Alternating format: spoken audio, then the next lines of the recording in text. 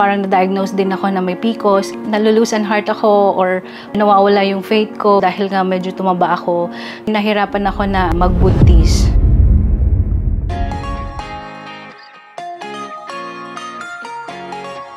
Hi, I'm Diana Diego Merino, currently located here at Mandaluyong, 40 years old, former HR supervisor.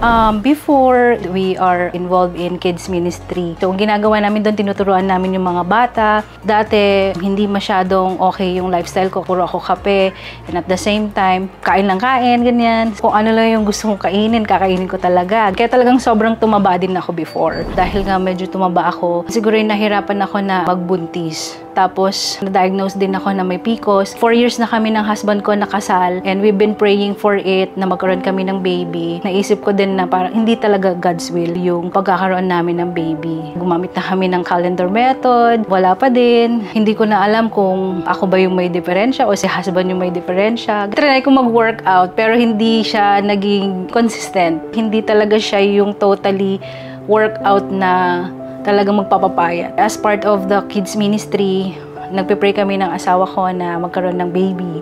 But ang hirap, yung gusto ko parang mas masaya siguro kung anak ko na yung tuturuan ko.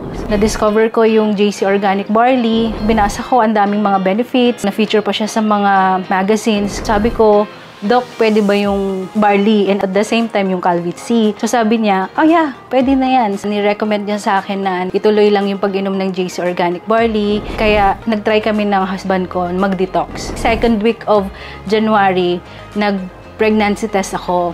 And negative yung result. Though kahit na nagdi-detox na kami nun ng husband ko. So nag-try ako ng mga extreme activities, not knowing na 4 weeks pregnant na pala ako. Pagbalik ko dito sa Manila, nakakaramdam ako ng mga pagod kahit kumakain lang, pag naglalakad lang dyan sa baba. I remembered February 12, nag-pregnancy test ako ulit. Nagulat ako, positive na yung lumabas. May 2 lines na siya. Siyempre, masayang-masaya ako. Sabi ko nga, nakatulong talaga yung JC Organic Barley. Dahil nga consistent din yung pag-inom ko ng JC Organic Barley, nakatulong yon para mag-stay talaga si baby. Praise God kasi ginamit niya yung JC Organic Barley na maging safe si baby. Lahat ng kanyang mga ultrasounds, good naman siya. So, healthy yung baby.